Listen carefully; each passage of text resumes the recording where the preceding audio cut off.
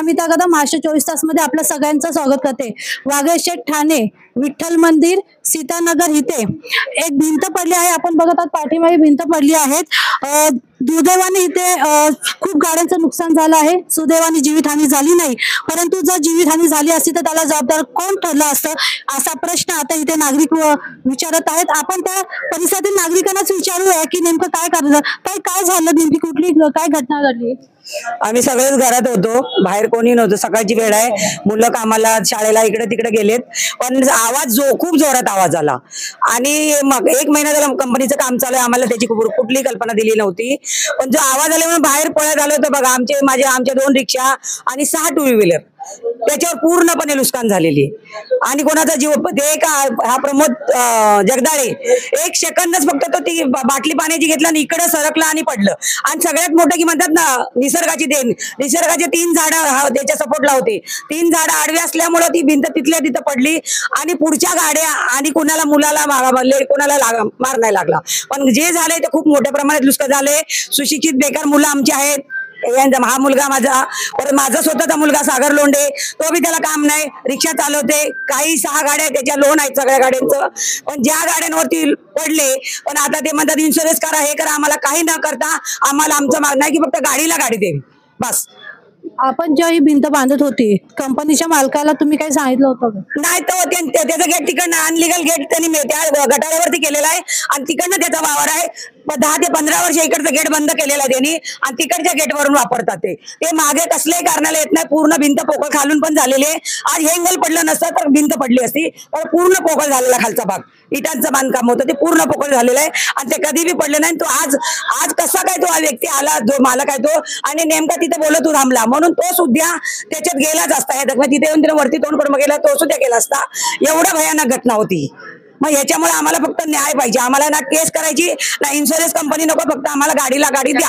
तर आम्ही सामान्य माणसं आहे, आम्हाला काही नवीन घेण्याची नाही। 2 व्हीलर ऍक्टिव्हा गाडीची 1,20,30,000 किंमत झाली। आता लोन वरती मुलांनी आम्हाला गाड्या घेतल्यात, लांब लांब जाण्याचा प्रवास नाही म्हणून, इथं बसची जास्त सोय नाही म्हणून आम्हाला फक्त न्याय पाहिजे।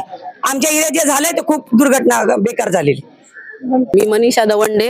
आमच्या एरियात जी दुर्घटना झालेली आहे ती अतिशय निंदनीय आहे, कारण त्या लोकांनी आधी सांगायला पाहिजे होतं।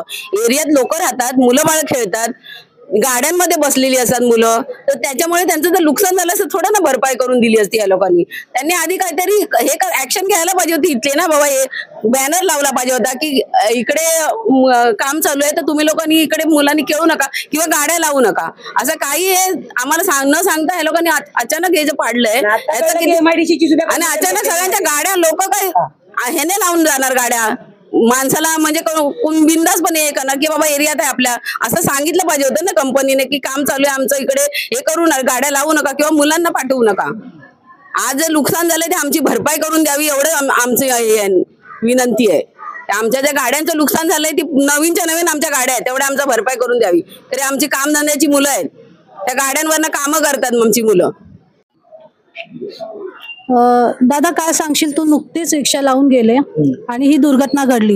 मी गाडी लावलेली होती, माझी पाण्याची बाटली गाडीत राहिलेली, जस्ट पाण्याची बाटली घ्यायला मी खाली आलो, बाटली घेतली, जस्ट गेटवर पोहोचलो तेवढं ते धामकन खाली पडलं।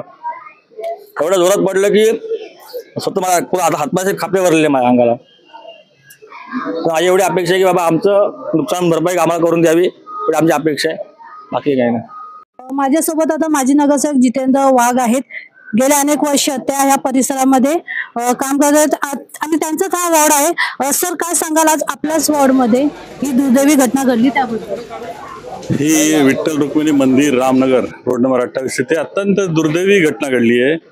साध्या कंपनीने कोणाला इंटिमेट केलं नाही की बाबा इथं काम चालू आहे। साधा कॉमन सेन्स आहे की इथं काम चालू तर लोकांना येऊन सांगितलं, ते गाड्या हटवल्या असत्या, त्यांनी कोणी थांबलं नसतं।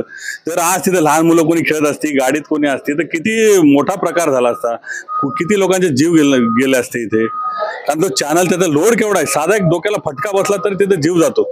आणि अशा स्थितीत त्या कंपनीने इतका मोठा निष्काळजीपणा केला आहे की साधं लोकांना जागृत करण्याचं सौजन्य सुद्धा दाखवलं नाही। काय सौजन्याचीच गोष्ट ही, फक्त येऊन इकडे बाबा आमचं काम चाललंय, ते आम्ही चॅनल कट करतोय आणि ते लोकांना सांगितलं असं त्या बाजूला फिरकू नका, तर हे आज एवढ्या गाड्या तुटल्यात, रिक्षा तुटल्यात, बाईक तुटल्या आहेत, कारण ज्या लोकांच्या हातावर पोट, जे आज रिक्षात आलं तर 2 पैसे त्यांना का गेले तर त्यांना मिळणार आहेत, ते तर त्यांचा प्रपंच चालणार आहे त्यांचे. आणि तिथल्या नागरिकांची माफक हीच अपेक्षा आहे की त्यांचं जे नुकसान झालं ते त्यांना भरून मिळावं. कंपनी प्रशासनाला आम्ही विनंती करतो, पोलीस प्रशासन असेल, जे काही सिस्टम असेल, त्या सगळ्यांना आमची विनंती की त्यांना त्यांची माफक अपेक्षा आहे की त्यांना जी गाडी तुटली आहे त्यांची ती त्यांना भरून मिळाव्यात गाड्या, हीच अपेक्षा आहे. आणि असा निष्काळजीपणा मला वाटतं भविष्यात कोणी करू नये, कारण साधा हा कुणाच्या जीवावर आज बेतला असतं तर काय झालं असतं. ठीक आहे, गाड्या आज त्यांना काय ना काय आम्ही तर त्यांच्याकडनं भरून घेणार, आम्ही नागरिकांबरोबर आहेत, त्यांच्यासोबत त्यांचं नुकसान झालं आम्ही त्यांच्या बरोबर आहे, आम्ही पाठपुरावा करून त्यांना जे काही जास्तीत जास्त मिळवण्याचा प्रयत्न असेल ते आम्ही मिळवून देऊ. परंतु कुणीही काम करताना थोडंसं तारतम्य आणि सौजन्य म्हणतो ते आपण थोडं बाळगलं पाहिजे, जेणेकरून कोणाचा जीव जाईल इथपर्यंत.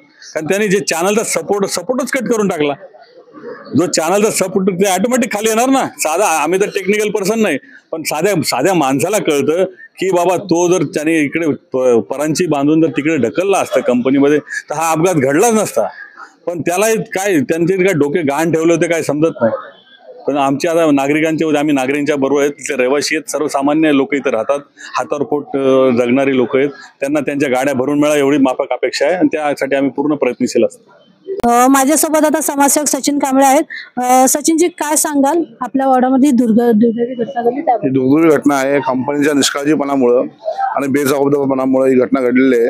त्यांनी जेव्हा ते काम चालू केलं तेव्हा त्यांनी स्थानिक लोकांना विश्वासात घेतलं पाहिजे होतं आणि जे काय काम चालू आहे ते सांगायला पाहिजे होतं.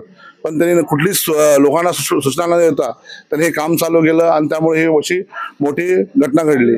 जर त्या तिथे रिक्षाजवळ मुलं बसतात, लेडीज काय तिथे कपडे सुकायला लागतात, चुकून काय डोक्यात काय वीट पडली असती किंवा रॉड पडला असता तर जीवितहानी झाली असती. पण हे कंपनीवाल्याला कळायला पाहिजे होतं आणि त्यांनी हे एकदम चुकीचं काम केलेलं आहे. आणि जे लोकांचं जे नुकसान झालेलं आहे ते त्यांनी बघून घ्यावं, हे माझी त्या कंपनीला विनंती असताना नाही केलं तर आम्ही नागरिकाच्या वतीने कंपनीवरती आम्ही आंदोलन करू. धन्यवाद. बरं, काय सांगशील, अतिशय दुर्दैवी घटना घडली आहे, जर ह्याच्यामध्ये एखाद्याचा जीव गेला असता तर त्याला कारणीभूत कोण ठरलं असतं? एखाद्याचं काय, इथे काय रहदारीचा रस्ता आहे आणि इथे विठ्ठल रुक्माई मंदिर आहे, तर बहुतेक जे आपले नागरिक आहेत इथे बसतात किंवा मंदिरात येतात त्याच्यामुळे, आणि हा रहदारीचा रस्ता असल्याकारणे मुलंही खेळतात. तर विषय असा आहे की जर एखादी जीवितहानी झाली असती तर फार मोठा कंपनीला याचा भुदंड राहिला असता. आणि दुसरी गोष्ट आहे, जीवितहानी, आता तो जो मुलगा होता आपला रिक्षातला, त्याने पाण्याची बॉटल फक्त घ्यायला आला होता, त्याचा काही दिवसांपूर्वी दुर्दैवी भावाचं हे झालेलं आहे, दुःखद निधन झालेलं आहे. आज तो जर चुकून माकून जर झाली असती दुर्घटना तर फार मोठा हे झाला असता, अपघात झाला असता. आताही हा जो अपघात झाला याच्यात सुदैवाने जीवितहानी झालेली नाहीये, पण जे काही नुकसान झालेलं आहे आमचं व्यवस्थापनाला आणि प्रशासनाला एवढंच म्हणणं आहे की जे काही नुकसान झाले त्या नुकसानाला नुकसान भरून देण्यात यावं. म्हणजे जी कुणाची रिक्षा आहे, कुणाची बाईक आहे, ते भरून देण्यात यावं. जर त्यांनी भरून दिलं नाही तर महाराष्ट्र औद्योगिक म्हणजे MIDC, TMC आणि व्यवस्थापन आम्ही तिघांना दारेवर धरून त्यांच्या दरवाज्यात आंदोलन करू आणि नागरिकांना त्यांचं नुकसान 100% सर्व नागरिक मिळून आम्ही करून भरपाई मिळवून देऊ. इकडचे जे मंडळी आहेत, म्हणजे जे नागरिक आहेत, सामान्य नागरिक आहेत आणि जे पदाधिकारी आहेत विविध पक्षातील, त्यांची फक्त एकच मागणी आहे की आम्हाला कुठलीही केस करायची नाही, पण आमचं जे काही नुकसान झालं आहे ते नुकसान आम्हाला भरून द्यावं, नाहीतर आम्ही आंदोलन करू असा इशारा आता इकडचे नागरिकांना, ते संतापलेले आहेत. गोरगरीब नागरिक आहे. वाघेश्ट प्रभाग क्रमांक 16 अत्यंत इथे गरीब लोक राहतात आणि ह्या गरिबांचं नुकसान त्या कंपनीने भरून द्यावं, अन्यथा इथे आंदोलन करण्यात येईल असा थेट इशारा इकडच्या नागरिकांनी दिला आहे.